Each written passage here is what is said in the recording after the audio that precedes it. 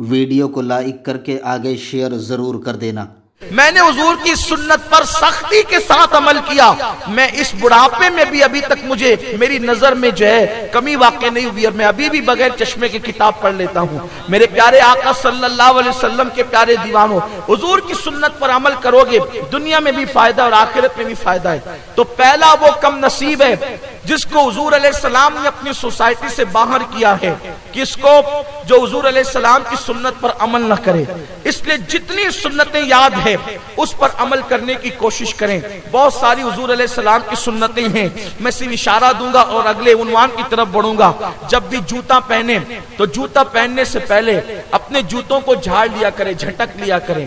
اس سے کیا ہوگا کہ اس کے اندر اگر کوئی نقصان دہ چیز موجود ہے، کھڑا موجود ہے، کچرا موجود ہے، یا کوئی بچھو وغیرہ موجود ہے، کوئی جانور موجود ہے تو وہ نکل جائے گا۔ دیکھو حضور کے کیسے کریم آقا ہیں کہ حضور علیہ السلام نے ان چیزوں کو سنت بنا دیا جس پہ عمل کرنے سے آپ اور ہم نقصان سے بچ سکتے ہیں۔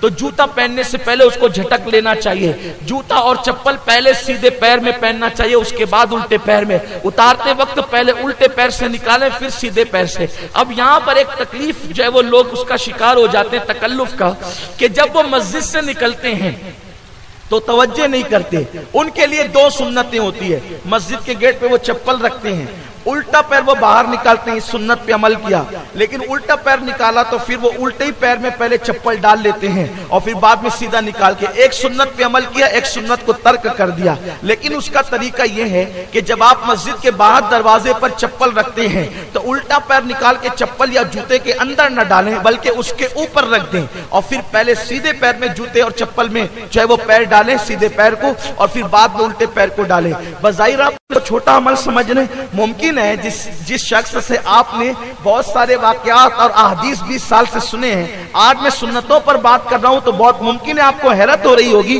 یہ جوتے اور چپل پہننے کی سنت اور مسواک کرنے کی سنت یہ بتا رہے ہیں میرے آقا علیہ السلام کے پیارے دیوانوں، یہ معمولی چیز نہیں ہے۔ اس محبوب مصطفیٰ کریم کا طریقہ بتا رہا ہوں جس رسول نے فرمایا من تمسک بسنتی عند فساد امتی فلہ اجر 100 شہید۔ میرے آقا فرماتے ہیں جب میری سنت کو مٹایا جا رہا ہو، ختم کیا جا رہا ہو، اس وقت جو میری ایک سنت پر عمل کرے گا اللہ اسے 100 شہیدوں کے برابر ثواب عطا فرمائے۔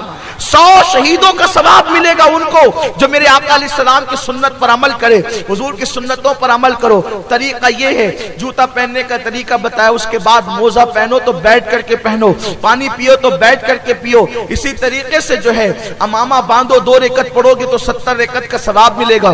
حضور کی سنتوں میں ایک سنت یہ بھی ہے، کھانا کھانے سے پہلے نمک چکھ لیا کرو، کھانا کھانے کے بعد نمک چکھا کرو۔ اس طریقے سے کبھی یہ بھی کہا گیا ہے کہ کھانے سے پہلے نمکین سے شروع کیا کرو اور اس کا اختتام بھی نمکین پہ کیا کرو۔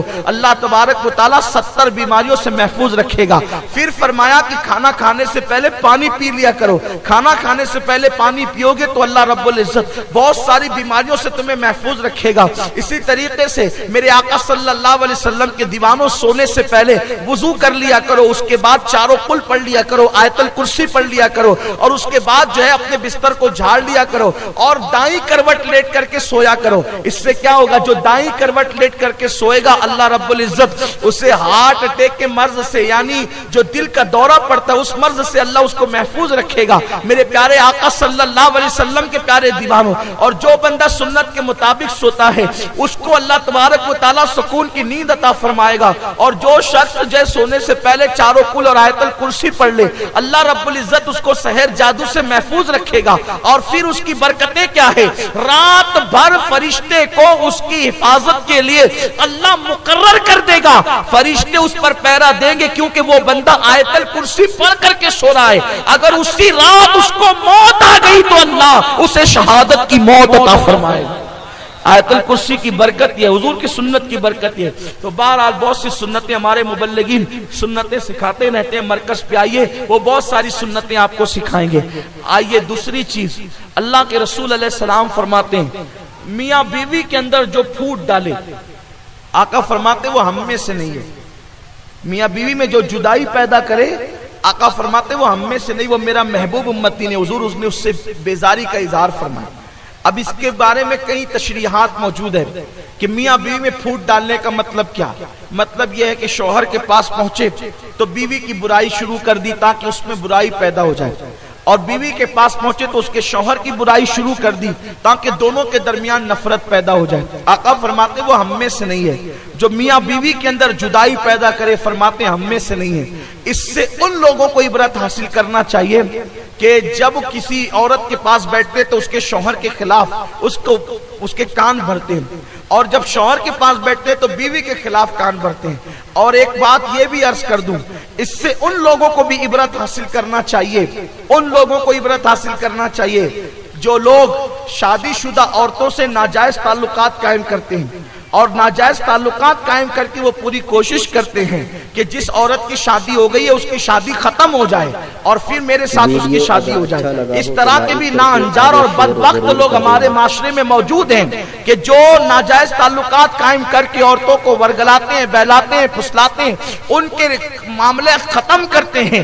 یاد رکھے تم کسی کا گھر اجاڑو گے، اللہ کبھی تمہارے گھر کو آباد نہیں رہنے دے گا، اور